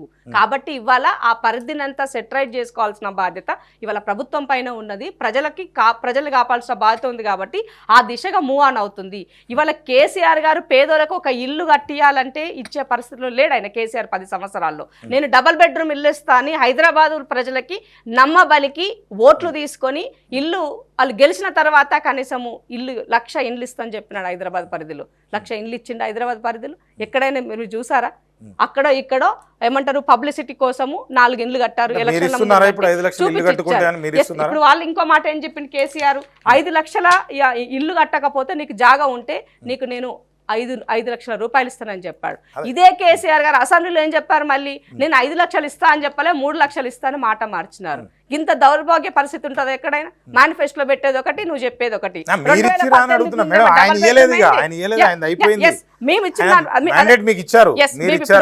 ప్రతి నియోజకవర్గానికి 3,500 ఇండ్లలాగా ఇవాళ ఆల్రెడీ దానికి బడ్జెట్ కూడా అలకేట్ చేయబడింది. ఎవరైతే మీకు జాగా ఉంటే మీరు ఇల్లు కట్టుకున్నారనుకుంటే 5 లక్షల రూపాయలు, ఎస్సీ ఎస్టీలకైతే 6 లక్షల రూపాయలు అని చెప్పేసి ఆల్రెడీ ఇచ్చారు. ఇందిరమ్మ కమిటీలు వేశారు. ఆ కమిటీల ద్వారా క్షేత్రస్థాయిలో నిజంగా ఎవరికైతే ఇల్లు లేదో ఆ ఇల్లు లేని వాళ్ళని డేటాని పూర్తిగా పరిశీలించిన తర్వాతనే గ్రామ కమిటీల ద్వారానే వాళ్ళకి ఆ ఇల్లు ఇవ్వాలని చెప్పడం జరిగింది. ఇవాళ అది గ్రౌండ్లో ప్రాసెస్లో నడుస్తుంది. 3,500 ఇందు ప్రతి నియోజకవర్గానికి అంటే 4 లక్షల పైన ఇవాళ ఈ ప్రభుత్వం ఇవ్వడానికి సిద్ధంగా ఉంది. కేసీఆర్ గారు ఇచ్చినటువంటి ఇండ్ల డేటా నా దగ్గర ఉన్నది. ఆయన అధికారంలోకి వచ్చిన తర్వాత అంటే 10 సంవత్సరాలలో కేసీఆర్ ఈ ఇండ్ల కోసము ఆయన బడ్జెట్లో పెట్టింది 26,000 కోట్ల రూపాయలు. కానీ కేసీఆర్ ఖర్చు వేసింది కేవలము 1,907 కోట్ల రూపాయలు మాత్రమే. దీంట్లో హడ్కో నుంచి తెచ్చుకున్నటువంటి అప్పు 8,744 కోట్ల రూపాయలు హడ్కో నుంచి తెచ్చుకున్నారు. కేంద్రం నుంచి 1,300 కోట్ల రూపాయలు వచ్చినాయి. మరి ఆయన ఖర్చు చేసింది ఓవరాల్గా ఇవన్నీ కలుపుకొని హడ్కో అప్పు, కేంద్రం నుంచి వచ్చిన పైసలు, కేసీఆర్ ఖర్చు పెట్టినటువంటి 1,907 కోట్లు ఇవన్నీ కలిపితే ఆయన ఖర్చు చేసింది కేవలము ఎంత? 11,853 కోట్ల రూపాయలు మాత్రమే. అంటే ఇవన్నీ కలిపితే అసలు రాష్ట్రం నుంచి ఆయన బడ్జెట్ నుంచి ఖర్చు చేసింది కేవలం 1,907 కోట్ల రూపాయలు. అంటే నీకు ఎంత చిత్తశుద్ధి ఉందో చెప్పండి. దీంట్లో మీకు చిత్తశుద్ధి ఉందా? నెలకు రాష్ట్రానికి 18,000 కోట్లు వస్తున్నాయని చెప్పేసి, నెలకు ఆదాయం వస్తుందని చెప్పేసి మన ముఖ్యమంత్రి గారు చెప్పారు స్వయాన. అంటే ఆ డబ్బులన్నీ ఆయన ఏం చేసింది? మరి ఇవన్నీ ఇయ్యలేదన్నారు. కరెక్ట్, వచ్చిన డబ్బులు ఏం చేశారు? ఆదాయం 2 లక్షల కోట్లు వచ్చినాయి అనుకోండి సంవత్సరానికి. మన ఆదాయం కమిషన్లు ఎక్కడొస్తాయో కమిషన్లు వచ్చేటువంటి వాటిపైన ఆయన కాన్సన్ట్రేషన్ ఉండింది. ఆ కాన్సన్ట్రేషన్ లోనే పెట్టడం ద్వారానే అసలు విద్య కుంటుబడింది, హెల్త్ కుంటుబడిపోయింది, వాటితో పాటుగా ఈ ఎంప్లాయ్మెంట్ కుంటుబడిపోయింది. వాళ్ళకి జీతాలు ఇవ్వాలని అంతెందుకన్నా ఎంప్లాయీ రిటైర్మెంట్ ఇవ్వకుండా ఎందుకు చేశాడు? 61 సంవత్సరాలకు ఎందుకు పెంచాడంటే కూడా రిటైర్డ్ అయినాడు, తనకి ఇవ్వాల్సినటువంటి బెనిఫిట్స్ అన్ని కూడా ఇవ్వలేని పరిస్థితిలో ఉన్నారు. నిరుద్యోగ భృతి ఇస్తున్నారు, మీరు ఇచ్చారా? అరే 1 year అవుతుందన్న, 1 yearకి నేను ఎంప్లాయ్మెంట్ నేను రిక్రూట్మెంట్ చేయకపోతే ఆటోమేటిక్గా నిరుద్యోగ వృత్తి వైపుకి వెళ్తాను. నేను ఇవ్వడానికి సిద్ధంగా ఉన్నా. క్యాలెండర్ ఇచ్చిన క్యాలెండర్ లో ఎప్పుడప్పుడు నోటిఫికేషన్స్ ఒకటి మీరు ఇందాక నుంచి మంచి చాలా బాగా మాట్లాడుతున్నారు. అంటే విద్య, వైద్య రంగాలపైన, వ్యవసాయం పైన ఇవే మనిషికి కావాల్సిన. అసలు ఈ 3 ఇస్తే పథకాలే అవసరం లేదు. నన్ను అడిగితే నాకు సంబంధించిన ఈ పథకాలు ఇస్తే ఏ వెనిజిలో, ఏ సిరియో, ఏ సోమాలియో అవుతుంది. అది నాకున్న అది ఎక్కువ లేదు. సో ఇప్పుడు ప్రాబ్లం ఏంటంటే మీరు ఎంత ఇచ్చారు, మీ దగ్గర అసలు బడ్జెట్ ఉందా? ఇప్పుడు బడ్జెటే లేదంటారు. ఎక్కడి నుంచి తెచ్చిస్తారు? ఆదాయం ఎట్లా సృష్టిస్తారు? సారీ, ఇప్పుడు జనరల్గా ఈ ప్రభుత్వం కాన్సన్ట్రేషన్ అంతా దానిపైన, అందుకే చెప్తున్నా మీకు నేను. వేస్ట్ ఖర్చులు ఎక్కడెక్కడ ఉన్నాయి, వాటిని ఎక్కడ మనం మినిమైజ్ చేయగలుగుతాం. ఫస్ట్ దాంట్లో ఆర్థిక క్రమశిక్షణ అనేది ఇంపార్టెంట్. మూడో విషయము, ఇవాళ అప్పులు తేకుండా ఉన్నటువంటి ల్యాండ్ల ద్వారా ఇన్ కేస్ మనం ఎక్కడైనా ఆ ల్యాండ్ని అమ్మకుండా బ్యాంకు ద్వారా ఎక్కడైనా రుణాలు తీసుకొని మనకు అమౌంట్ వచ్చినాక మళ్ళీ మనం ఒక ఇల్లు సంసారం నడిపేటప్పుడు ఎట్లా చేస్తాం అట్లా. అంటే ఏ దానికైనా ప్రతి విషయాన్ని కూడా ఆర్థిక క్రమశిక్షణతో ముందుకు వెళ్ళాలన్నది ముఖ్యమంత్రి గారైనా డిప్యూటీ సీఎం గారైనా 100% అని చిత్తశుద్ధి ఉంటే తప్పకుండా ఉంటుంది. నీ సంకల్పం గట్టిదైతే నీకు చేయడానికి వే దొరుకుతుంది. నీకు ఆ వేనే లేదు, దోచుకోవాలన్న వేనే నీ మనసులో ఉన్నప్పుడు ఎక్కడి నుంచి చేస్తావన్నా చేయలేవు కదా. అది కేసీఆర్ అది చేయలేకపోయినారు కాబట్టి ఇవాళ రేవంత్ రెడ్డి గారు చాలా ప్రాంప్ట్గా, అందుకనే ఇండస్ట్రీస్ డెవలప్మెంట్ పైన ఎక్కువ కాన్సన్ట్రేషన్ చేస్తున్నారు. ఇండస్ట్రీ వల్ల ఎంప్లాయ్మెంట్ వస్తుంది, అట్ ద సేమ్ టైం మనకి నిధులు కూడా మన దగ్గర వస్తాయి. వేరే కంట్రీకి వెళ్ళలేకుండా మన కంట్రీలోనే మన ఆ ప్రోడక్ట్ని కనుక మ్యానుఫ్యాక్చరింగ్ చేసుకోగలిగితే, ఆ కంపెనీస్ మన దగ్గరకు వచ్చినట్లయితే ఇక్కడ అసెట్స్ పెరుగుతాయి. ఇప్పుడు దానికన్నా ముందు ఒకటి చెప్పండి, రియల్ ఎస్టేట్ మీద దాదాపుగా 10 to 12% ఎక్కువనే ఉండొచ్చు. నాకు తెలిసినంత వరకు చాలా మంది బతుకుతారు దాని మీద.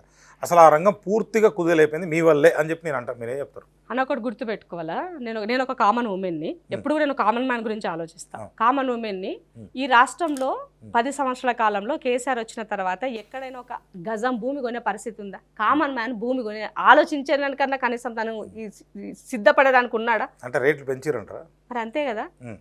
దేనికి పనికిరానటువంటి ఒక పోడు భూమిని కూడా ఇవాళ 50 నుంచి ₹1 కోటి కొనే పరిస్థితికి వచ్చినప్పుడు ఆ రైతు నిజంగా భూమిని కూడా వ్యవసాయం చేస్తాడా చెప్పన్నాను. కానీ అలా బ్లాక్ మనీని అంతా కూడా రియల్ ఎస్టేట్ వైపుకి పెట్టి ఇవాళ భూములను కాస్ట్ పెంచి ఎవరికి అందుబాటులో లేకుండా చేసిన దౌర్భాగ్య పరిస్థితి వాళ్ళు చేశారు. సో ఇవంతా సెటరైట్ చేయాల్సిన బాధ్యత ఇలా ప్రభుత్వం పైన ఉన్నది.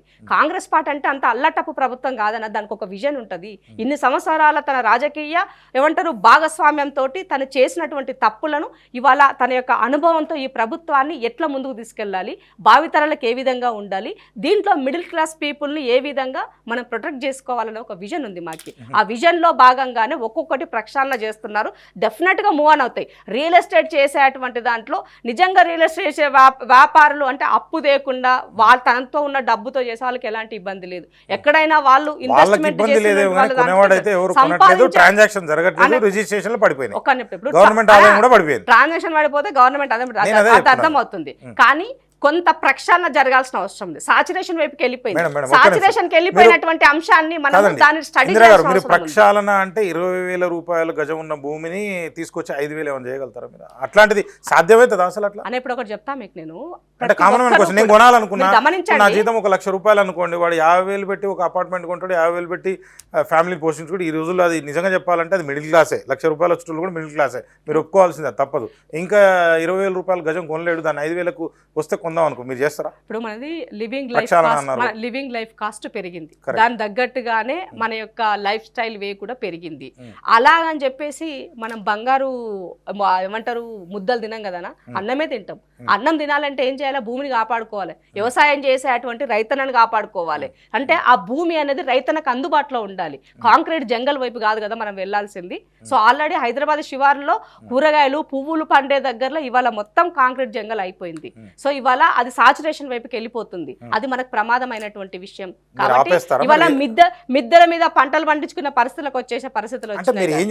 వ్యవసాయ భూముల్ని పూర్తిగా రియల్ ఎస్టేట్ వైపు మళ్లించకుండా వాటిని కాపాడే ప్రయత్నం చేస్తున్నారు. మీరు ఏం చెప్తున్నారు? ప్రభుత్వానికి అన్ని రకాలుగా విజన్ ఉంటదన్న. ఒకటి ఏముంటది, అటు వ్యాపారము కావాలి, ఇటు అగ్రికల్చర్ కావాలి, అలాగే కామన్ మ్యాన్ బతకాలి, అందులో మనం కూడా ఉండాలనుకుంటాడు. సో ఆ విధంగా ఏం చేస్తే బాగుంటది అన్న దాంట్లో తన ప్రభుత్వం తన వైపు తన మూవ్ ఆన్ చేస్తుంది. సో రియల్ ఎస్టేట్ వ్యాపారులు కొద్దిమంది బ్లాక్ మనీలో ఉండి, కొంతమంది ఏమంటారు కొన్నింటిని శాసించేటువంటి శక్తులకు మాత్రమే ఇబ్బంది తప్ప మిగతా వాళ్ళకి ఎలాంటి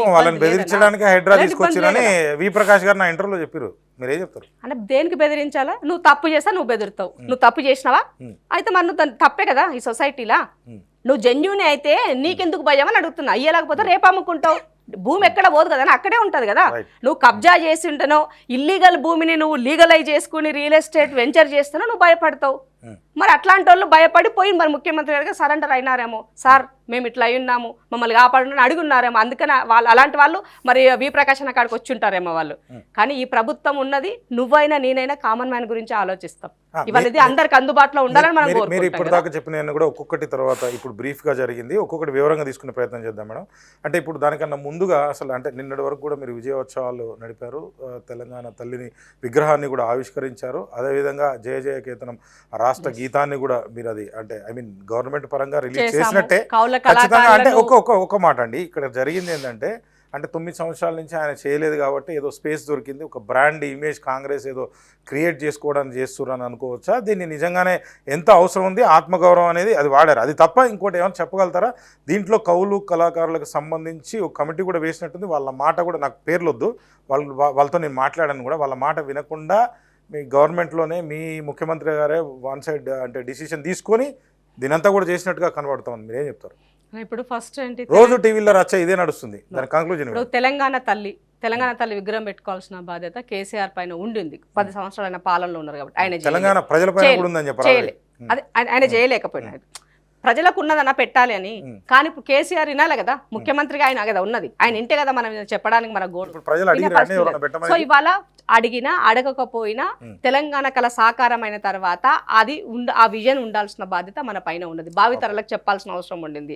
కాబట్టి ఇవాళ మీరు చేయనటువంటి పనిని సెక్రటేరియట్లో ఆమెకు ఆ గౌరవాన్ని కల్పిస్తూ పెడుతున్నటువంటి విగ్రహం పట్ల కూడా రాజకీయం చేస్తూ రాజీవ్ గాంధీ విగ్రహాన్ని బీకేసి రేపు తెలంగాణ తల్లి విగ్రహం పెడతామంటే తెలంగాణ తల్లిని ప్రభుత్వ పాలనా పరంగా చేసే దాంట్లో ఆ గర్భగుడిలో ఉంటే మీరు సహించలేకపోతున్నారు అని అడుగుతున్నాను మిమ్మల్ని.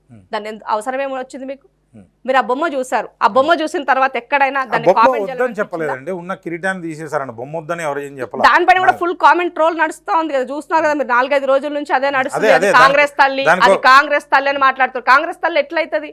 ఎట్లా కాంగ్రెస్ తల్లి? అసలు అన్ని పార్టీలు ఇప్పుడు అన్న నేను ఉన్నాను, మాకేం ప్రాబ్లం లేదా, టీఆర్ఎస్ బీఆర్ఎస్ బీజేపీ కాంగ్రెస్ అందరు కలిసి జనాలు పిచ్చోలు చేస్తున్నారు అంటే మీరు ఏం చెప్తారు? అసలు ఇప్పుడు నేను ఓపెన్ గా చెప్తున్నా, నాకేం ప్రాబ్లం లేదు. నేను ఏమంటా అంటే ఇప్పుడు విగ్రహాలు ఎప్పుడు మొత్తం ఇదే చర్చ. మీరు ఇందాక మాట్లాడంటే విద్య లేదు, ఆరోగ్యం లేదు, వ్యవసాయం లేదు, రూల్ ఆఫ్ లేదు, అసలు రాష్ట్రంలో రూల్ ఆఫ్ లా ఉంది, అది కూడా అడుగుదాం.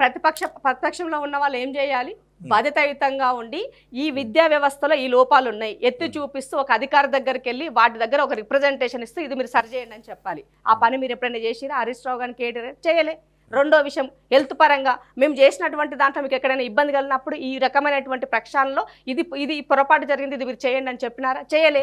అంటే మీకు దీనిపైన కాన్సన్ట్రేషన్ లేదు, ప్రజల సంక్షేమం పైన మీకు కాన్సన్ట్రేషన్ లేదు, రాజకీయమే మీ కాన్సన్ట్రేషన్, మీ పార్టీ అస్తిత్వమే మీ కాన్సన్ట్రేషన్. సో ఇవాళ ఈ రాష్ట్ర ప్రజల ఆత్మగౌరవాన్ని నిలబెట్టేటువంటి తెలంగాణ తల్లి విగ్రహం పెడితే అది మీ ఆత్మగౌరవాన్ని కించపరిచినట్టుగా మీరు మాట్లాడే పరిస్థితికి రావడం అన్నది వాళ్ళ దిగజారుడు రాజకీయాలకి ఇవాళ సంకేతంగా చూడాలి తప్ప దాన్ని మనం వేరే రకంగా చూడాల్సినటువంటి అవసరం లేదు. ఇవాళ ఒక విగ్రహాన్ని పెట్టిన తర్వాత విగ్రహ ఆరాధన అనేది ఎప్పుడు జరుగుతుందన్న ఒక వ్యక్తి పోయిన తర్వాత ఆ వ్యక్తి గురించి మనం మాట్లాడుకొని చెప్పుకోవడానికి తను చూడగానే ఆ సింబాలిక్గా మనం చెప్పుకోవాలి. కేసీఆర్ బతుకుండగానే ఆయన పెట్టినారు, ఎందుకు పెట్టినారు? మరి కేసీఆర్ ఉన్నారు కదా ముఖ్యమంత్రి ఉండగానే ఆయన పేరు మీద కాళ్ళు వెలిసినాయి, ముఖ్యమంత్రిగా ఉండగానే యాదాద్రి ఆలయం పైన బొమ్మలు వెలిసినాయి, ముఖ్యమంత్రిగా ఉండగానే అదేమంటారు మన జయశంకర్ సార్ యొక్క స్మృతి వనంలో ఆయన బొమ్మలు వేసినారు. మరి ఇవన్నీ ఎవరు చెప్పాలా? మేము చెప్తున్నాం కదా, నువ్వు చేసిన తప్పులు మేము ఎత్తి చూపుతున్నాం. మేము ఏడా రేవంత్ రెడ్డి బొమ్మ వేసుకోలేదు, సోనియా గాంధీ బొమ్మ పెట్టలేదు, ఏడా ఏమంటారు బతుకున్నటువంటి కాంగ్రెస్ లీడర్ల బొమ్మలు పెట్టలేదు, ఇవాళ మా మంత్రుల్లో ఉన్నట్టు బొమ్మలు ఎవరు పెట్టలేదు. అంతలేదు, ఒక కిరీటం ఒకటి తీసేశారు, మన రాష్ట్ర గీతంలో కాకతీయులకు సంబంధించి అదేవిధంగా ఈ రెండు తీసేశారు. ఉద్యమంలో మనం పాడినాం ఆ పాట, ఎందుకు ఇలా కనుమరుగైంది? నువ్వు ఎందుకు చేయలేకపోయినావు 10 సంవత్సరాలు? అంటే ఒక దళితుడు ఆ పాట పాడినాడు కాబట్టి, రాసినాడు కాబట్టి, ఆ దళితుని నువ్వు చెప్పాలనుకున్నటువంటి చిత్తశుద్ధిని లేదని కనబడింది కదా, దళిత వ్యతిరేకం అని చెప్పినావు కదా నువ్వు అక్కడ, అది కదా మేము మాట్లాడుతుంది. ఇవాళ అతనికి గౌరవం ఇచ్చింది ప్రభుత్వం. ఇవాళ ఆ పాట ఉద్యమంలో ప్రతి దగ్గరలో మనం పాడుకున్నాం. సో ఉద్యమంలో ఏ పాట ద్వారా అయితే ప్రజలని ఏమంటారు ప్రజల్ని ఉత్తేజపరిచిందో, కవుల కళాకారులను సన్మానించుకోవడం కోసం మొన్న మేము కార్యక్రమం తీసుకున్నాం. వాళ్ళకు 300 గజాల ఇల్లు ఇస్తామని చెప్పాం, వాళ్ళకి 1,00,00,000 కోటి రూపాయలు ఇస్తాం. అది తక్కువే, కానీ దాన్ని వాళ్ళ ఈ ప్రభుత్వం తరఫున ఒక కానుకగా ఇవ్వడానికి ఒక ప్రయత్నంగా ముందుకు వచ్చింది. మీరేం చేశారు? కవులను కళాకారులను మొత్తం అంతా కూడా ఇబ్బంది పెట్టినారు, ఉద్యమకారులను ఇబ్బంది పెట్టినారు, అవమానపరిచినారు, తెలంగాణ వ్యతిరేకంగా ఉన్నటువంటి వ్యక్తులంతా మీ పక్కన పెట్టుకుని కుడి ఎడమగా నడిపినారు. అహంకారంతో అధికారం రాగానే మొత్తం అంతా కూడా కేటీఆర్ ను ముట్టుకుంటే మాసిపోతాడేమన్నట్టు చేశారు. చివరిగా 2 ప్రశ్నలు ఏమన్నా, రాష్ట్రంలో చట్టబద్ధ పాలన రూల్ ఆఫ్ లా ఉందా లేదా? లగచర్ల లాంటి సంఘటనలు చూసాం. అంతకుముందు మీరనే కాదు, అంతకుముందు బీఆర్ఎస్ ప్రభుత్వంలో కూడా రేవంత్ గారిని బంధించడం, లేకపోతే మీరు ఏదో ఒక ఐఏఎస్ మీదనో ఎవరి మీద దాడి చేసిరని చెప్పి అసలు ఏం నడుస్తుంది మేడం? ఇదంతా ప్రజలంతా కూడా ఒక గందరగోళమైనటువంటి పరిస్థితుల్లో ఎత్తారు కాబట్టి చెప్పాల్సిన బాధ్యత ఉంది. నేను ఆ సంఘటన కాదు, నేను అనేది ఏమంటే రూల్ ఆఫ్ లా గురించి మాట్లాడుతున్నాను. ఉందా లేదా, చట్టబద్ధ పాలన ఉందా లేదా? 10 సంవత్సరాల్లో రూల్ ఆఫ్ లాలో ఉమ్మడి ఆంధ్రప్రదేశ్ లో ఎన్నడూ కూడా 35 అండ్ 35A ఎన్నడూ ఇంప్లిమెంట్ చేయలే. కానీ కేసీఆర్ 10 సంవత్సరాల్లో ఎక్కడ పోయినా కూడా అది ఇంప్లిమెంట్ చేశాడు. రెండోది, ఎక్కడ ప్రొటెస్ట్ అంటే ఎవరైనా నిరసన తెలుపుతారంటే వాళ్ళు ఇంటి ముందు వచ్చి పోలీసు వాళ్ళు ఉన్నారు. మరి వాళ్ళ రేవంత్ రెడ్డి గారు మీరు ప్రొటెస్ట్ చేయడానికి మీకు స్వేచ్ఛ ఉంది, చేసుకోండి అని చెప్తున్నారు. మీకు కేసులు ఉండవు మీరు అని చెప్పారు. మొన్న ఎవరో తొందరపడి తొందరపడి చేస్తే చెప్పిండన్న అధికారులకు, అదే పోలీసుల ప్రోగ్రామ్ ఉన్నప్పుడు ఆ ప్రోగ్రామ్ లో ఆయన అనౌన్స్ చేశారు, పోలీసులు తొందరపడి మీరు ఎలాంటి యాక్షన్ చేయొద్దు, వాళ్ళ పైన లాఠీ చార్జీ చేయొద్దు, వాళ్ళకి ప్రొటెస్ట్ చేసే రైట్ ఉంది, ప్రొటెస్ట్ చేయనియండి, చెప్పనియండి, వినండి వాళ్ళ యొక్క సమస్య, ప్రభుత్వం చేస్తుందా చేయదా తర్వాత సెకండరీ విషయం, అట్లీస్ట్ వాళ్ళు ప్రొటెస్ట్ చేసుకున్న రైట్ ఉపయోగించుకోండి అని చెప్పారు. సో అలాంటి ముఖ్యమంత్రి ఎప్పుడైనా చెప్పిండా? కేసీఆర్ నియంత్రణ కండ్ల కూర్చొని వాడు ప్రొటెస్ట్ చేస్తున్నా చేయొద్దు అని వటేసే రాని అని చెప్తుండే, అది ఆయన యొక్క నైజం. బట్ రేవంత్ రెడ్డి అట్లా చేయలేదే. ఇవాళ కాంగ్రెస్ పాలన ఎప్పుడు అలా ఒక డెమోక్రటిక్ గా ఉంటుంది. ఇవాళ రాహుల్ గాంధీ గారు కాన్స్టిట్యూషన్ గురించి దేశవ్యాప్తంగా ఆయన తిరుగుతూ నరేంద్ర మోదీ చేసే అటువంటి ఇబ్బందికరమైనటువంటి విషయాలని ప్రజలకు తెలియజేస్తున్న సందర్భంలో ఆయన నాయకత్వంలో పనిచేస్తున్నటువంటి మేమందరము ఇవాళ రేవంత్ రెడ్డి గారు ఎందుకు పొరపాట్లు చేస్తారు? చెయ్యరు కదా. ఎందుకంటే ఆయన కూడా ఆ స్థాయి నుంచి వచ్చినవాడు. ఇవాళ ఆయనని కనీసం వాళ్ళ పాలనలో ఒక ఫోన్ మాట్లాడుకునే స్వేచ్ఛ లేదన్నా. బెడ్రూమ్ లో భార్యాభర్తలు ఏం చేస్తారో విన్నటువంటి దౌర్భాగ్యులు మీరు. ఇవాళ మేము ఆ పరిస్థితిలో ఉన్నామా? అలాంటివి ఏమైనా మేము చేస్తున్నామా? ఫోన్ ట్యాపింగ్ ఏమన్నా కాదు కదా. కాబట్టి ఏ విషయానికి సెక్యూరిటీ కోసం గవర్నమెంట్ కొన్ని చేస్తుంది మేడం. అసలు ఏం చేస్తుంది అనేది మాకు క్లారిటీ అయితే లేదు. ఉగ్రవాదుల పైన మనకి ఏదైనా ఇబ్బంది నేను ఉగ్రవాదిని ఎట్లా తెలుస్తుంది మేడం? నేను ఉగ్రవాదిని ఎట్లా తెలుస్తుంది? కాదనా, ఈ పార్టీలకు సంబంధించినటువంటి ప్రతిపక్షంలో ఉన్నటువంటి వాళ్ళు ఏం చేస్తున్నారో, వాళ్ళ విజన్ ఏముందో, రేపు ఎలాంటి వ్యూహం అందుతున్నారో తెలుసుకుంటారా? అనవరన్నా చేస్తారా? అట్లాంటి పని చేస్తారా? ఏ రాజనీయ నాయకుడైనా చేస్తారా? ఏ ప్రభుత్వమైనా అట్లా చేస్తారా? అది రాజనీతి. అదైతే కోర్టులో దాని గురించి ఫోన్ ట్యాపింగ్ గురించి ఇంకో రోజు మాట్లాడదాం మనం. ఇదే రేవంత్ రెడ్డిని, ఇదే కోదండరెడ్డిని ఆయన ఇంట్లోకి పోయి తలుపులు పగలగొట్టి అరెస్ట్ చేసినారు కదా. మరి ఇవాళ హరీష్ రావు మాట్లాడుతున్నాడు అరెస్ట్ల గురించి. అదే ఆయన ఇలా మాట్లాడుతున్నాడు. కాంగ్రెస్ టీఆర్ఎస్ నేనేం చెప్తున్నా, నిజంగానే తప్పు జరిగితే నువ్వు మాట్లాడు, నేను ఒప్పుకుంటా. ఆ తప్పులన్నీ చేసిన నీవు సత్యహరిచంద్ర లెక్క, శుద్ధపూస లెక్క బాబా మర్దులు ఇవాళ పొద్దున్న లేస్తే ఇలా మాట్లాడే పరిస్థితికి వచ్చినారు. మాట్లాడగానే ఆ ప్రజలు అనుకుంటారు కదా, మొన్నటిదాకా నువ్వే కదా రాబాయ్ చేసింది ఇవన్నీ, మళ్ళీ నువ్వు కొత్తగా మాట్లాడుతున్నావు ఎందుకు అంటే, నీకు ప్రతిపక్షంలో ఉంటే ఇవన్నీ చేయాలా, పాలక పక్షంలోకి రావానే మర్చిపోవాలా?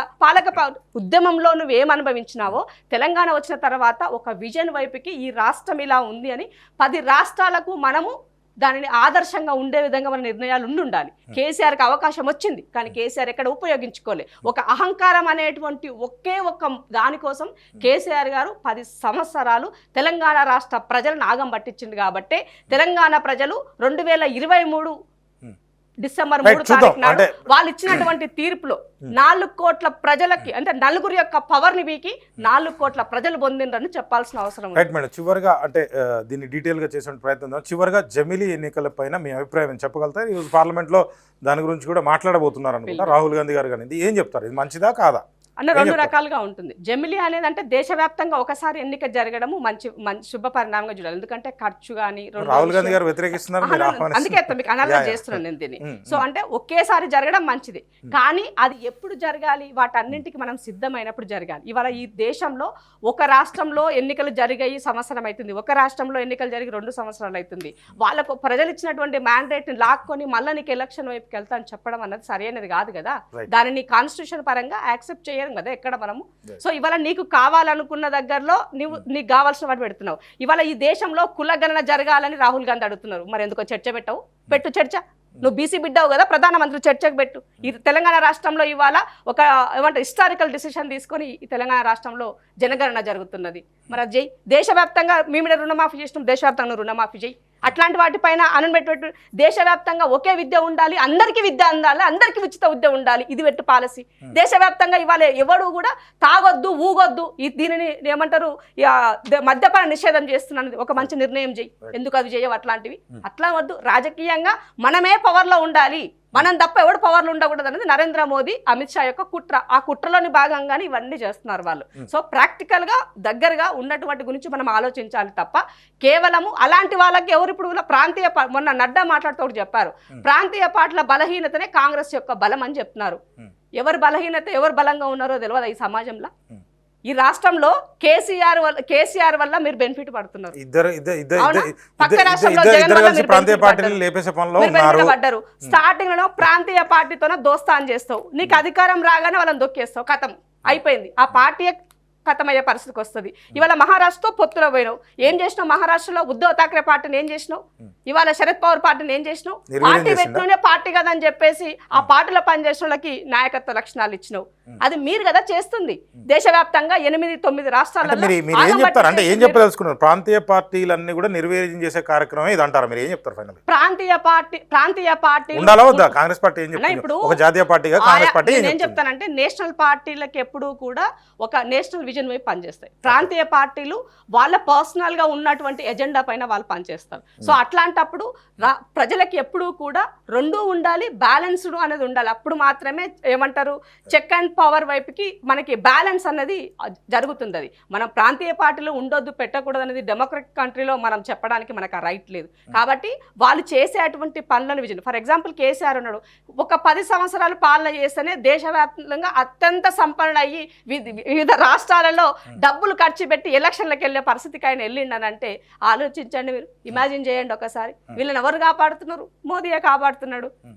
చూద్దాం ఏ మాట మాట అయితే చెప్పుకోవాలి. కొంత రాష్ట్రంలో అయితే వ్యతిరేకత కాంగ్రెస్ ప్రభుత్వం కొంత వ్యతిరేకత ఉంది. ఇంకా 4 సంవత్సరాలు ఉంది, ప్రజాపాలన మంచిగా జరగాలని నేను కోరుకుంటున్నాను. మంచిగా జరగాలని కోరుకుంటున్నాను. ప్రభుత్వాలు ఏమున్నా మాకు అనవసరం, ముఖ్యమంత్రి ఎవరైనా మాకు అనవసరం. కాంగ్రెస్ అంటే ప్రజలకి చాలా ఆశలు ఉంటాయి. మోర్ ఓవర్ రేవంత్ అన్న ఒక ప్రతిపక్ష నాయకుడిగా పనిచేసిన తర్వాత పాలకపక్షంకి వచ్చి ఆయనే ముఖ్యమంత్రి అయిన తర్వాత అప్పుడు ఆయన హామీలు చెప్పాడు, ఇప్పుడు ఆయనే చేయాల్సిన నిర్ణయం అయితే అతనే ఉన్నాడు. కాబట్టి ప్రజల్లో అక్కా చెల్లెలకు అన్నదమ్ములకు అందరికీ కూడా కార్మికులకు కర్షకులకు అందరికీ కూడా మా పైన ఎక్స్పెక్టేషన్స్ ఎక్కువ ఉన్నాయి. కానీ కొంచెం సమయం ఇవ్వండి, మీ యొక్క అన్నింటినీ కూడా చేసేటువంటి బాధ్యత రేవంత్ అన్న తీసుకున్నాడు, కాంగ్రెస్ ప్రభుత్వం కాంగ్రెస్ పార్టీ తీసుకుంది. డెఫినెట్గా మనం సక్సెస్ అవుతాం. మళ్ళీ కూడా కాంగ్రెస్ అనే నిదానం అనేది మళ్ళీ మొదలవుతుంది దేశవ్యాప్తంగా అనేది చెప్తారు. చూద్దాం మేడం, నమస్కారం. మళ్ళీ ఇంకో చర్చలో పాల్పంచుకునే ప్రయత్నం చేద్దాం. Thank you.